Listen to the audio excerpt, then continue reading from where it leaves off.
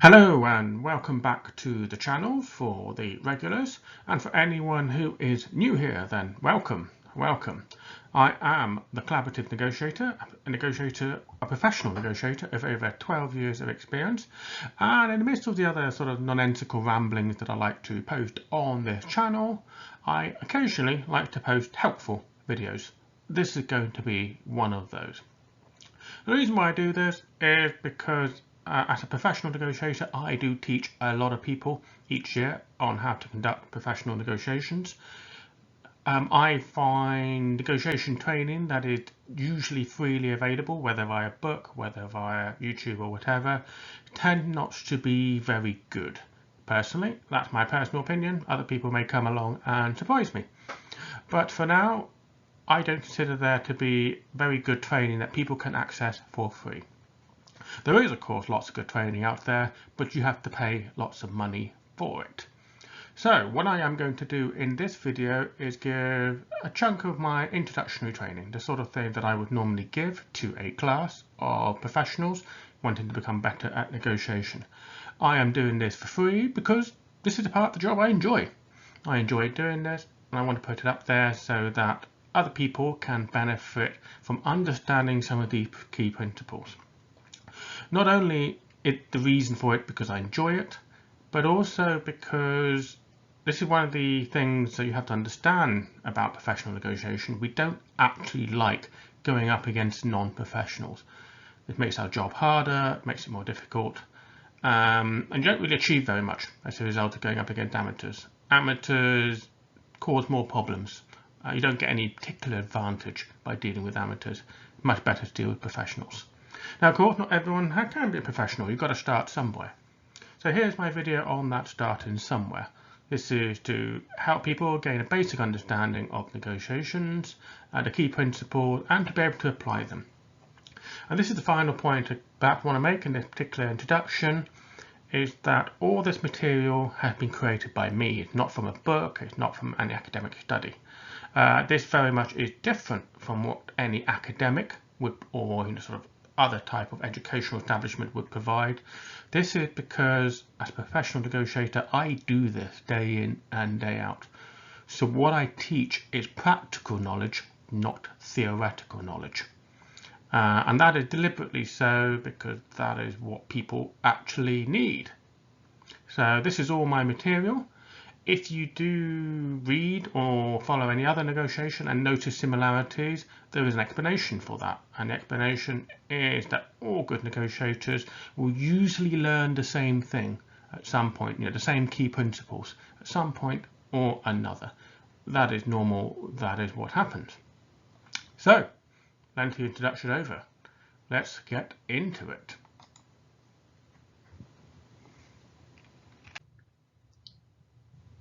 So let's start with a question like I usually like to do, which is, what is a negotiation? Now normally in a class I get to poke fun and mock people for getting the answers wrong. But of course I can't do that down a video, and of course I'm not that mean really. But let's delve into this. For anyone who looks at sort of the negotiation training material, whether through the book or whether that's free online, you might find that they will use these sorts of descriptions. They will say things like a negotiation is an agreement, or creating a win-win scenario, or a means of resolving conflict, anything like that. One thing all this training material have in common is they're completely wrong. They are describing what happened in a negotiation. They might even describe what is the outcome of a negotiation. What they are not describing is what a negotiation actually is. And that is what I'm going to do. So in my particular brand of madness, I have broken down negotiations into two things, and just two things, that apply to pretty much every single negotiation that actually happens. The first one is that what a negotiation is a means of achieving an objective or reaching a decision. You do not go into a negotiation because you want to reach an agreement with someone. You go into a negotiation because you actually want something else, or you want to understand something to help you make a decision on it. So what that means in practice is that you've got to have an objective. So to achieve that objective, you've got to understand what it is. And I know what you might be thinking. You might be thinking, oh, this is common sense. Of course you know what an objective is. Why would you go into a negotiation if you don't know what the objective is? And the honest answer to that is you would be very surprised. Many people go into a negotiation without any clear-cut objective or understanding of what a successful outcome looks like. The result of that is things will usually go wrong for them. So I'm going to come forward with a simple example here to help illustrate this point. So let's imagine a scenario, you're buying a car. And let's say you've got £10,000 or dollars, doesn't matter which, in which to buy your car. Now if you go to the car dealership and your requirements along the lines of, oh, any car would do, just got to have 4 wheels, seats, and, oh no, maybe be painted red. How about red? I fancy red. If you walk into a car dealership with that kind of objective in mind, then the car salesperson will be able to completely manipulate you, run rings around you, and have you walking out of something that, you know, it might make you feel good, but you get a week or two, maybe even a month down the line, and you'll realize you bought a lemon.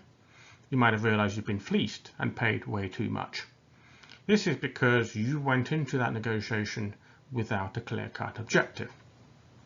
So if, on the other hand, you've gone to the dealership with your £10,000 or dollars and said, right, I want a car that has good fuel efficiency, that's very high safety rating, that is a saloon or an SUV, whatever your preference may be, has a large boot space, safe for the kids, can be used for long journeys, can be easy to park, whatever those requirements are. Then when you're negotiating with that salesperson, then you've got their job is to figure out all those requirements. So that's what you'll be negotiating. You'll be saying, these are the things I want in a car. And of course, you'll understand what it is you do and you do not want. So they may offer you a car. They may say, oh, it'll only be, for 12,000. Again, pounds or dollars, take your pick. If the 10,000 is your absolute upper limit, then you cannot go beyond that. If, on the other hand, you haven't really thought about this too hard, but you do see a car that you really like, then that salesperson may well nudge you a little bit above that 10,000 limit. Maybe 11, maybe 11.5. So you've got to ask yourself, if after that kind of exchange you drive away with that car and you paid 11,500, who has come out better from that deal? You or that car dealership? And this leads me to the second point. Negotiation is all about having information.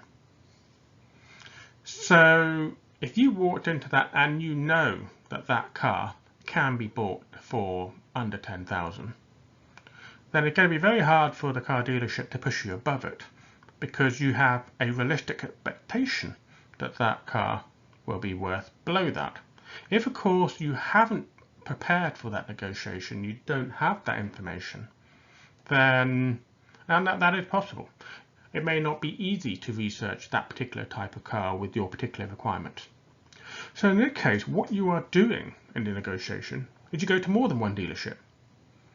And after you've done 2 or 3 different negotiations with various different car dealerships, you will have information about what is realistic and what is not realistic in terms of the requirements. So that might mean, for example, that you can't go past 10,000, but you're going to start to become amenable on some of the things you want from that car. You might not want the latest model, you might not want the bigger engine, whatever it is that brings that vehicle back down, the requirements down to your budget. So what you're doing is you are going out and you are obtaining information.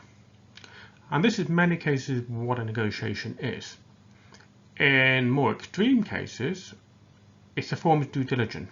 You perhaps have made a very decision. You perhaps have gone to the dealership. You already know the car, it's within the budget, and you're going to turn up there and find out to make sure that that car is correct for you. It's in a good state, hadn't been battered. So you're doing due diligence, and that's part of the negotiation. So let's paint the scenario that the car dealership had offered you that car for, $9,000, and it meets every single one of your requirements. It's all looking good. You then look at the paperwork and you see some funny stuff on the service history. You ask the dealer, oh, what's all this about?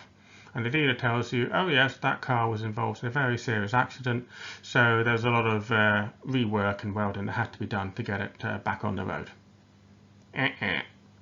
That perhaps might not be the car that you want to drive away with. So the whole process of having that negotiation has been to obtain that very small but crucial bit of information. Because you've got your budget, you've got your requirements, and on paper that car meets those things. But if it's been involved in a cut, a shunt, been shunted together from bits of other car in order to put it, you might not want that. That's a red line for you. So even though you kind of almost made a decision before you turned up into that dealership, you've done the due diligence to obtain everything that was possible to be obtained, and then you have made a decision. That is not a failed negotiation, and this is a crucial point I stress to people. That negotiation has served its purpose. It's giving you information that you can make a decision. If you don't have a clear-cut set of objectives and a decision point, then you could well have driven away from that dealership with that dodgy car and been none the wiser until several weeks later. So that is what a negotiation is about. Now, if you're a really good negotiator and you really get your acts together, then you turn up to that car dealership and let's say, negotiating, he's bargaining hard, shall we say, trying to push you towards 12,000. And you say to that dealer, I know you bought that car for 8,000 last week. Don't ask me how you know, just imagine that you know. Instantly, you've taken away all the advantages from that car dealer. So you might say to them, I know you bought it for 8,000. I know you spent about 500, doing it up, checking it all over, servicing it a little bit. So fair enough. So I will agree a price with you of 9,500, which I think is 1,000 profit for just having that car right here on the forecourt for 1 week. And I can agree this deal right here, right now, and drive this car away straight after this negotiation. If, of course, you're not happy with that, then I'll go for somewhere else. And you can end up with the car sitting there for several more weeks before someone comes along and pays the higher price. So instantly what you're doing is you are using information, you're weaponizing it in a way to improve your position. And so that's part of the other aspect of a negotiation, is that you not only want it to obtain an objective and to help you make a decision, but you use it to make sure that the other side, to shape the other side's negotiation position as well, and to try and establish what are their objectives. Because that dealer may think, sure, if they wait, they might get a better price from somewhere else. But they perhaps want that car to move through quickly. And if you've fully understood what their requirements are and what sort of ticks their little boxes, and more importantly, even the underlying things that perhaps you shouldn't know, like how much they paid for the car, that gives you an advantage. So to conclude, this is very much what a negotiation is. You know what it is you want, you know what it is the other side want, and you're going in there to obtain the information to achieve that particular goal or end. So let's talk about some other key aspects of any negotiation. And this is going to be one of my favourite sayings that I like to say to people, which is that there is no such thing as non-negotiation time. You could be doing anything. Once you've made a decision that you want to achieve something, you want to negotiate with somebody for whatever particular purpose it is, everything that you do from that point onwards is in support of that negotiation time. Now, of course, you could be doing a whole bunch of other things. You could be dealing with staff matters, or making yourself a cup of tea or coffee or whatever it is that's completely irrelevant to the negotiation. That is not what I'm talking about. What I'm talking about is every time you send an email to somebody, every time you write down your thought on a piece of paper, every time you speak to people and say, what is it we actually want to do here, and other bits and pieces, even when you go out for dinner in between negotiation sessions with the other side, all of that, in my book, is negotiation time. Because all of that has an influence on the negotiation. Which leads me neatly to the first point of preparation. And you would be very surprised to hear how poorly people prepare for negotiations. For any proper negotiation, it should be at least 80 to 90% of the time is spent preparing for it, and less than 10% is usually spent actually sitting in a meeting room or online and actually negotiating with the other side. To be any good at any kind of negotiation, you have to do a lot of preparation work. Now, as I said before on this channel, if you look at any scenario where the negotiations have actually failed, the vast majority of the time, you can usually track it down to poor preparation.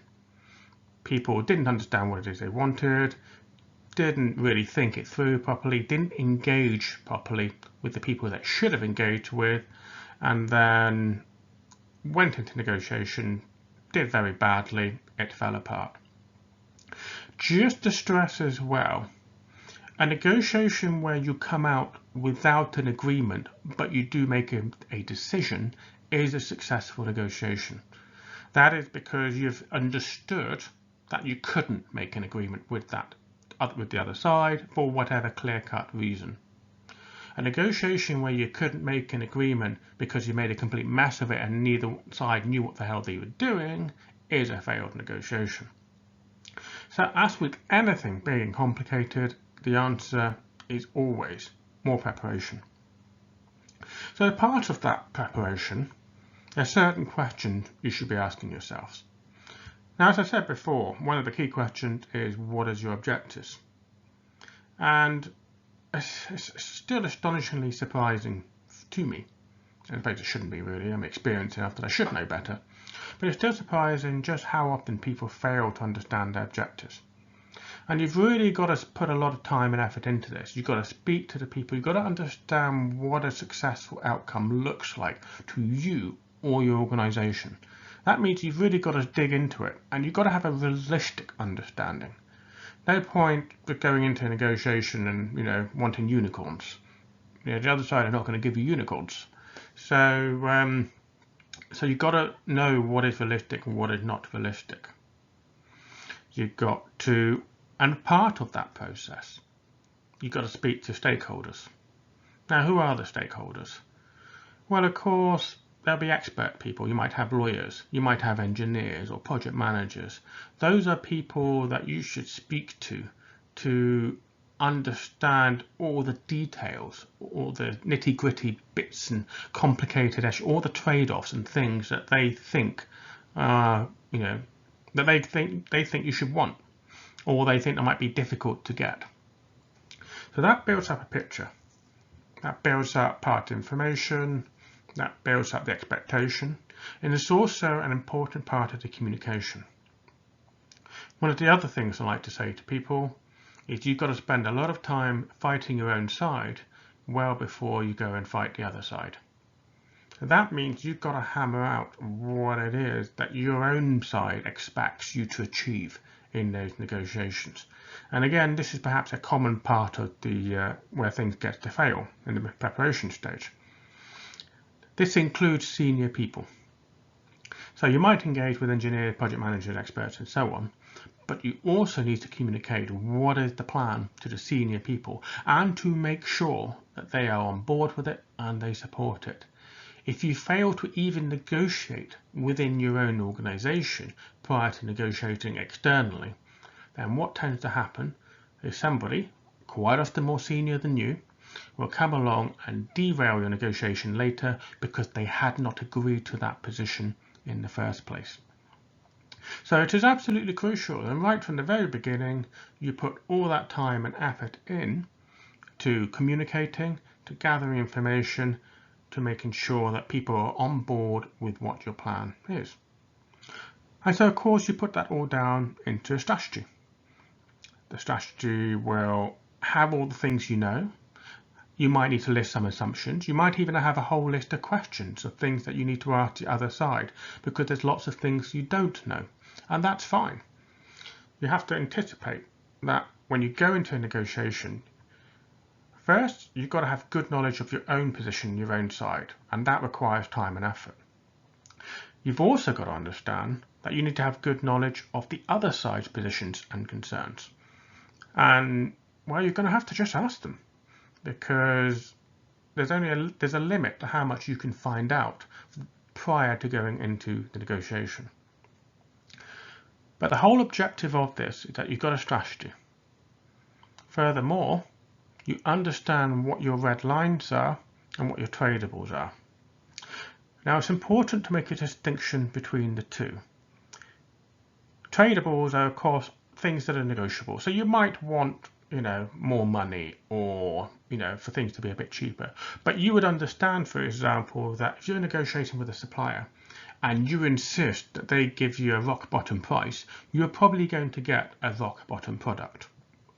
It's likely to have defects, likely to have quality control issues, whatever they may be.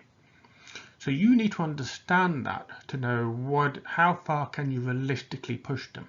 What is the tradable? Because they may well be able to meet your, demand for extremely cheap. But is that your true requirement? Do you have a requirement for more quality? Because if you do, then that is a red line. That's not a tradable. And that's again where people can go wrong. They can end up trading too much or too far because they haven't established what is their clear red line. Of course, red lines can usually mean legal issues, things that you're not allowed to go past, but it also means what is undesirable to go past. So quality control is a classic example, too much, too little in terms of price, etc. The final point I want to make on red lines: do not do fake red lines. I have to repeat this to many people. Politicians do this often. This is where they usually get pulled apart. What I mean by a fake red line is that you say, oh, we absolutely can't go past that. And then, of course, later on, the negotiator pushes you past that particular point because it was not a genuine red line. A key word I use in any negotiation is credibility.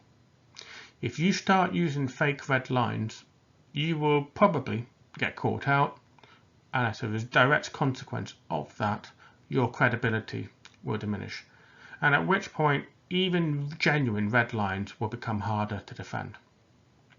So make a clear distinction with what are genuine red lines and say that to the other side. Sorry, absolutely cannot go past, and then explain why. And if they get if you're credible and they understand the logical reason why that is a red line, then they will work with you to try and get a mutually beneficial solution that does not cross that red line. But if you're in the habit of giving fake red lines, then they won't take you very seriously and they will keep pushing you past those points as much as is possible, because of course that is what negotiators do. So all this sort of stuff you need to understand before you even have your first meeting, before your first negotiation session. This is why preparation, communication, and lots of internal arguments are very much the business of negotiation. You spend far more time arguing with your own people than you do actually arguing with the other side. And in fact, one of the hallmarks of a really professional negotiation is that when you get to the actual meeting, things move really quickly. You can get a lot done in a very short space of time. That is one of the real indicators of good preparation. And that includes the other side, by the way. So by good preparation, I do mean that you do send questions to the other side prior to, you may even have a discussion with them. That is not a negotiation. This is just to establish the parameters of what it is each side is looking for prior to sitting down to a formal negotiation session. All of that form part of good preparation, a good strategy, and good communication, which is ultimately what all negotiation is about. So having done all that preparation and arguing the other side, hopefully without too much blood on the carpet, you are now ready for your face-to-face negotiations with the other side. And this is where we start to talk about negotiation types and styles and behaviours. Now I'm a simple sort of guy, so I break it down into two categories: adversarial versus collaborative. Now this is me using what I consider to be a very practical model that people can understand and use whilst negotiating. Other people will teach other models. So for example, there might be a 5 or 7 step principles or 5, 7 step categories. Some people may use a thermometer. What is a cold, cool, warm, hot negotiation? And all of that is fine. But for me, this is my specific little brand of madness. I just say adversarial versus collaborative, and I'm going to explain what that means and why that is important. So let's start with adversarial negotiations. Specifically, let's start with what adversarial negotiations is not. It is not being rude. It is not being combative. It is not being aggressive. It is not in any way, shape or form being that testosterone-fueled alpha male or female. Adversarial means your interests do not align. Now, I always encourage people in any negotiation to be courteous, to be professional, etc. No matter the tone. It's not meant to be emotional. You're not meant to be yelling at each other. You're not meant to be getting strident. Nothing like that. So when I say adversarial, it just means exactly that. You do not have aligned interests. So a simple example is, you're negotiating with a supplier. That supplier wants you to pay as much money as possible for their product. You want to pay as little money as possible for that product. That is adversarial. That doesn't mean you can't be polite. That doesn't mean you can't, you can even have a really nice chat with them. It can be really good friendly terms. It is still an adversarial negotiation because you don't have shared interests. You don't have the same objectives. And it's important to understand that when going into negotiations. Because of course what is happening is a form of competition. There's competitive pressure.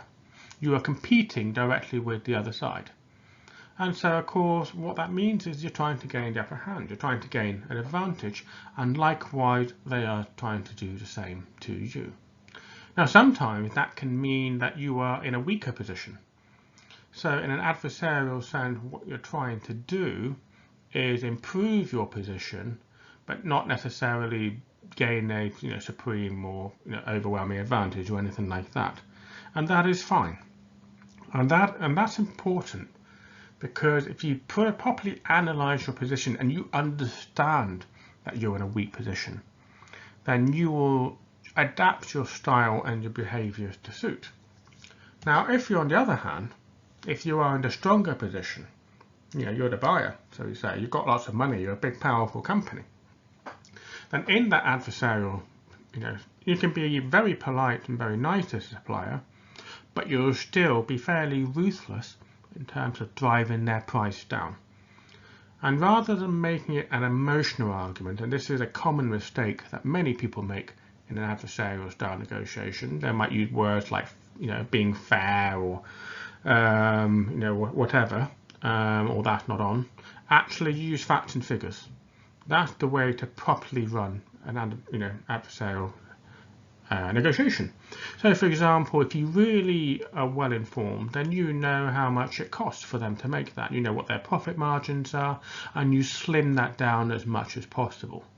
But of course, even in an adversarial negotiation, you should not necessarily be seeking to push them past that point, because they might walk away. And so these are some of the things worth thinking about in any adversarial style of negotiation. This brings me onto the theme of behaviours, because of course there are certain specific behaviours that you're going to see in an adversarial negotiation.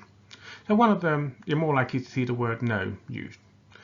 So you don't have to be a confrontational or aggressive use of the word. You can just say, yep, sorry, that proposal is not particularly acceptable to us. Are you able to make a better one? That's a no. Politely phrased, maybe, but it's still a no. You're not interested. You want them to make a better offer. So that is a hallmark of adversarial style of negotiation. Because of course you're going to be pushing them to keep making better offer. You're not going to be explaining it. You're going to be saying that's what you want. You may have a good reason for it. You may not. Another behavioural trait is that you will withhold information. Now, of course, information is key. Information gives you an advantage, so you will want to obtain as much information as possible from the other side, but you will not be wanting to reciprocate any more than is absolutely necessary. I mean, in a simple nutshell, you are not going to be telling the other side what your top or bottom lines are, because in an adversarial negotiation, you know damn well that they will push you right up to that line as closely as possible. The secret is figuring out where that line is. And of course, the whole point of adversarial is that you're trying to gain advantage. You're not trying to be particularly accommodating to the other side, top or bottom lines. So of course, you withhold information. If you're buying that car, for example, in the example I used earlier, you're not going to tell the car dealer, oh, the absolute top limit is 10,000, because you know that the car dealer will then say, oh, right, okay, 9,999. Very simple.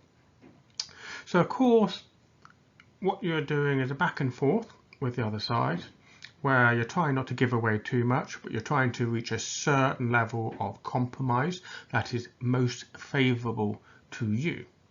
And quite often what that usually means in big negotiations is that you then end up down a series of binary decision points. So adversarials are generally best used for simple negotiation, particularly price ones. Do you accept this price? Yes or no. Do you accept this standard, this quality standard? Yes or no. Do you accept this delivery timeline? Yes or no. So you break it down into that way, because you're not really trying to accommodate the other's concerns. You're trying to meet your own objectives, and because your objectives are not aligned to the other side's objectives, you only want to meet their objectives to the minimum extent possible and to the maximum extent possible on your own objectives. All the behaviours, all the techniques that you use during that negotiation will be done with those facts in mind. And now we come to collaborative negotiation, which of course is my favourite. This is the space that I occupy. I get the clues in the name of the channel. And of course, collaborative negotiations should happen more often than they currently do or than people make out. So what is it that we have in a collaborative negotiation? Well, the key thing is that you have aligned interests. You're negotiating with the other side because you both want to achieve something, and that outcome that you both want to achieve is roughly similar. It doesn't have to be particularly identical, although obviously the more identical it is, the better. So you could be jointly building something, you could be jointly deciding to have a new factory, whatever it might be.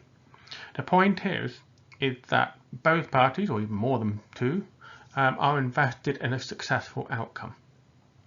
And you both want the same thing, roughly the same things. So you're going to negotiate completely differently on that basis, because what you want is a trusted and reliable partner. You want somebody that understands all the issues and will work with you to solve all the problems. Because with anything big and complicated, there are always problems that need to be solved. So a lot of the conversation that will be had in a collaborative negotiation is all about understanding the details. So you set out the broad principles, you understand what it is both sides want to achieve, you're then going to focus on the how. And this is where there may be room for manoeuvre, room for tradables, because obviously you may well have different opinions on the how that successful outcome is to be achieved. But the whole process of the negotiation is to figure where those areas of alignment and non-alignment are. Because if they have a slightly different idea on the how, then you need to understand that. And one side or the other need to prevail, or you need to reach a compromise. Because what you don't want is, if you're dependent upon them to deliver, critical aspects of your goods or service, you don't want them doing it differently to what you expected. Because that is where conflicts arise, that is where things go wrong.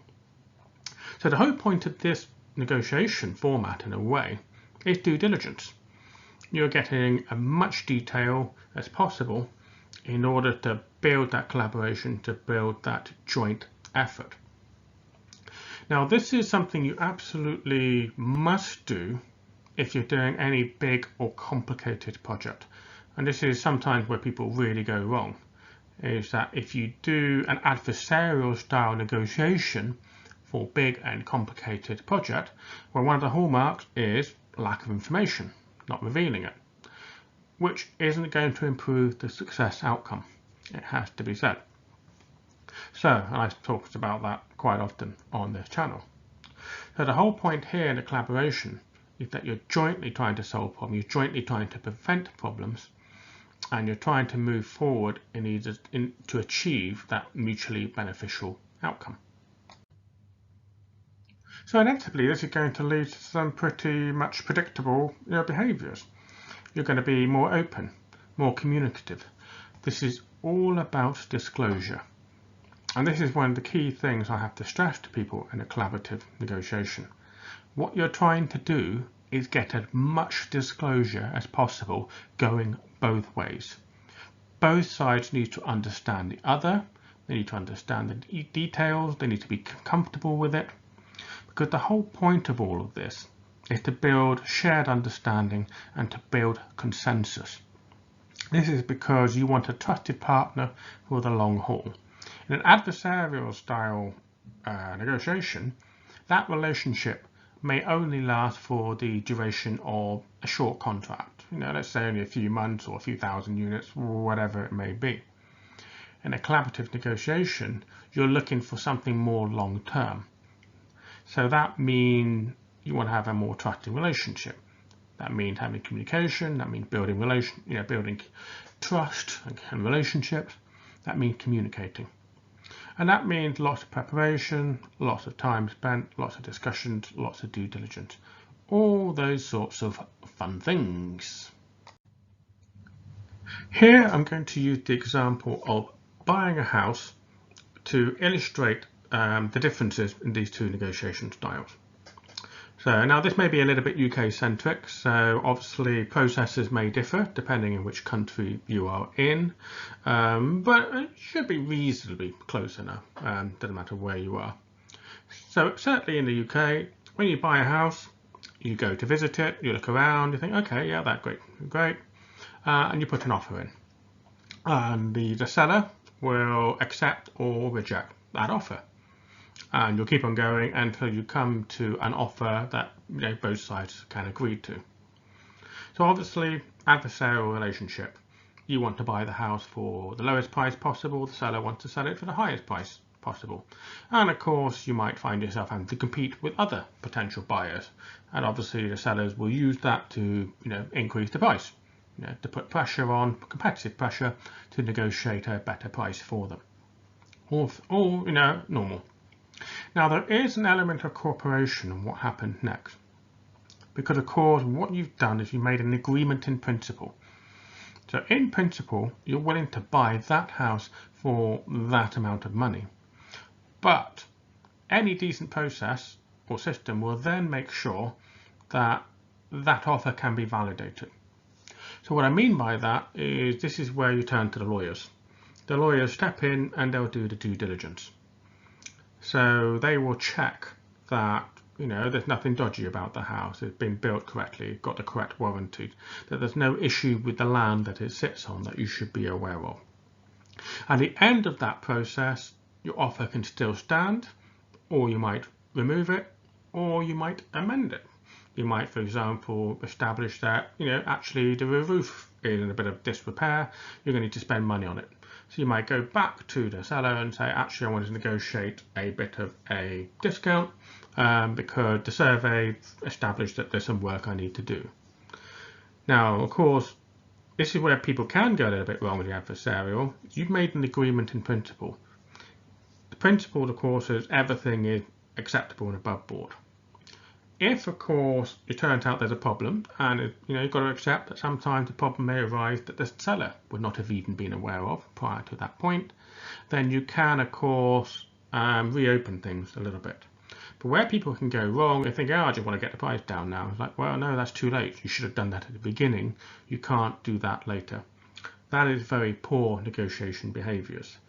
If you need to change what has previously been agreed, you need to have a valid reason for doing so. Because, of course, this is one of the key things about adversarial. If they're not happy, they walk away. So if you push too hard, the seller will say, right, I'm not going to sell, not interested, go away. And you'd have lost that sale. If your objective is really, really to have that house, that is not, that's perhaps not a risk you want to run. Now, if on the other hand, you're a bit of a speculative property developer, let's say, and you're fine, you lose that house, you don't care, you'll find another one, then you might push that little bit harder to get that better price. So this is a calculation you need to make based upon your circumstances within the confines of the adversarial negotiation system. Now, of course, let's switch this round to how would this look in a collaborative style negotiation. But rather than buying a house, in a collaborative negotiation, you're going to be building that house. So, of course, you need to select a builder to do that. And that builder will establish your requirement. They'll go through all the details of all the things you want, and they'll produce a quote.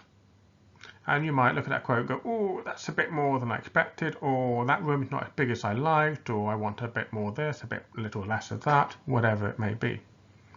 And at which point, what you do is you then work with that builder. Now, there could be a little adversarial thing. You might try and negotiate the builder's fee down a little bit. But on a collaborative basis, you might say to the builder, oh, those roof tiles are a lot more expensive than I want. And the builder will say, okay, I can get cheaper ones for you if you're willing to accept that trade-off. So you're working together to achieve the same outcome, which is building that house. What you are doing is negotiating all the little bits and pieces that go into that house, whether that be the workmanship, the supplies, the quality, and so on. And so, because at the end of that process, what should be happening is that both you and that builder want that project to complete successfully. You want a good house that's built. Builder wants to get paid, you want to have a reputation for building good houses, you of course get a nice place to live, etc, etc. So your interests are aligned in terms of getting that house built and making sure it stays up. And of course the builder wants the custom, and he will work with you to achieve that house built to the quality and the price point that you can find acceptable. Of course, where things can go a little bit too wrong is if you start to get a little bit too adversarial and say, no, drive the price down is just too much, but don't accept the trade-offs. And this is the key bit. In a collaborative negotiation, you have lots of discussions about what are the trade-offs and whether the other side is willing to accept them in order to achieve something that they consider more important, whether that be lower price or quality standards or whatever. So you work together to establish that, and you work together to tackle it. I should also like to crystallize things a little bit with the key point that a negotiation is not a conversation. So what do I mean by that? Well, I don't mean don't speak to them, don't build a relationship, don't have a laugh, chat, or anything like that. What I mean is that none of that is directly relevant to the negotiation. It doesn't mean you shouldn't do it. It doesn't mean you shouldn't build a rapport and have a chat and build trust, etc, etc. These are all good things to do. But in terms of softly influencing negotiation, by making the other side trust you, like you, etc., is a very different thing from the actual negotiation. Because there's only three things that actually happen in the confines of the formal negotiation itself. One is you're making a proposal. You're saying, how about this? Let's do that, whatever it is, here's the price, etc. Two, of course, is you could be rejecting that proposal. You could say, oh, I'm not so keen on that, and let's talk about, let's do it a bit differently, depending on what style. In an adversarial style, you might just say, no, I'm not interested. In a collaborative style, you might say, oh, that doesn't quite meet our requirements, how about? So you're rejecting and counter-proposing, which is fine. And the third thing is, of course, you're seeking or providing clarification. So, of course, even in an adversarial or collaborative style of negotiation, you're trying to understand things a bit better. You're trying to obtain more information, you're trying to make better decisions, and so on. So you do that by asking questions. And questions is a lot of what I do during a negotiation. And this is particularly important in a collaborative negotiation because it helps you to understand the position better before you make your next proposal. And these are the three things really that are relevant to a negotiation. They are what makes the negotiation move on. Anything else is a conversation, which is not, may be helpful, but it's not directly relevant. And the final point I will make here is, this is again where people can get a little bit undone, is that when you are having these three types of conversations, what you're not necessarily doing is seeking to justify or explain yourself beyond that of providing clarification. So what's an example to explain here is a little bit the parent-child sort of dynamic. When the child has done something a little bit naughty, they get a little bit defensive, don't they? They start trying to justify their action with whatever excuses they may provide. If you're in a negotiation and the other side is doing that, then something's going a little bit wrong somewhere. Probably the other side really hadn't put forward a good proposal, they haven't prepared very well. Now in an adversarial style relationship, you let them twist a little bit on that particular hook, but in a collaborative, you would recognize that, and this is where it's key, the behavioral differences is key. You seek to help them out of that spot. If the other side is getting defensive and trying to justify themselves in a collaborative negotiation, then you need to find ways of making their lives easier. That doesn't mean, go unacceptably compromise on there. If they've got a very bad proposal, then you need to work with them to improve it. And you do that by asking questions, by trying to have an open conversation to encourage them to look at things from your point of view. But this is the key thing to understand, that in that context, you might even have to clarify things for them and then give them the time to go away and make a better proposal. Because what you probably don't want to do is do an outright rejection there and then. You might, obviously this is meant to be collaborative, you're trying to build that trust, you're trying to build that relationship. So have a think about those sorts of techniques and tricks and things that you might use in those sorts of scenarios. Well, you might be relieved to know that I'm near the end of this video. So I'm just going to finish up with a few bits and pieces that I know people tend to ask about. So the first one is, of course, that this adversarial versus collaborative model are the sort of extreme ends of the spectrum. So there's plenty of space in between. So what I mean by that is, you can call it cooperative, if you like, where you're sort of adversarially negotiating with the other side, but you need to cooperate with each other in order to obtain information to allow that negotiation to proceed. So there's plenty of space in between these two extremes, and that can even happen during the negotiation itself. So it's not an either-or type scenario. You could be in a collaborative negotiation, which may switch to an adversarial style issue and then switch back to collaboration once that particular issue is resolved. So that does happen. The reason why I advocate this particular model is because it's a nice and simple way by which people can mentally make that adjustment and make that switch to understand what is going on. I tend to find other more academic analysis, where they tend to have 5 or 7 boxes type thing, that is not immediately useful to you when you're in the middle of a negotiation.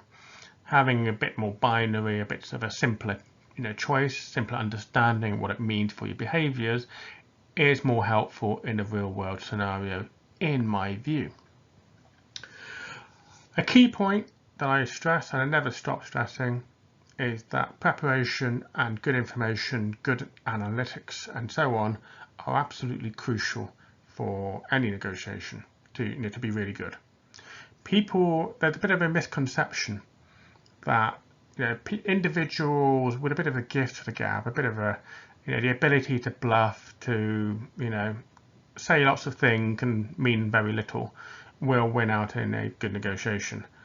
That might be true in a sales negotiation context. That is absolutely not true in a proper full-on negotiation of the sort that I tend to do. So if someone goes into a negotiation not particularly well prepared and thinks they will bluff their way through, if they're going up against professionals, that bluff is going to be called out pretty quickly. So you don't really need to be a big personality to be a good negotiator, far from it. You just need to be a very professional, very courteous individual, really good grasp of the detail, good understanding of how to communicate, how to engage with people, and how to prepare on complex issues. That is what it takes, and if you've got those skills, you will do well at a negotiation. You don't have to be this sort of larger than life style communicator. And of course, well, negotiation is fun, it's tiring, and it's stressful. But this is the thing, it's a means to an end. You're doing the negotiation because you want to achieve something, you want to achieve a particular outcome. So this will be my final point to people, is understand what that is. Put a lot of time and effort into understanding what that is. And then when you actually get to the negotiation, everything's a little bit easier. If you go into a negotiation without that clear understanding, everything is going to be that little bit harder, and you're going to be under that little bit of extra stress and pressure. So I hope you found this video helpful, no matter where you are in life, whether in a professional or in a personal capacity. As I said, this is an introduction to the sort of training that I provide. It's there to help anyone grasp the basic principles and apply it to whatever they are doing. So I hope you found this video helpful. If you do want to want more on this theme, then please do comment in the box below. If you also want me to delve into other particular negotiation topics, then again do put a comment, do get in touch, and I will see what I can do to accommodate that. So I hope you liked this. Please do like, share and subscribe if you enjoy this sort of content, and I'll see you in the next video.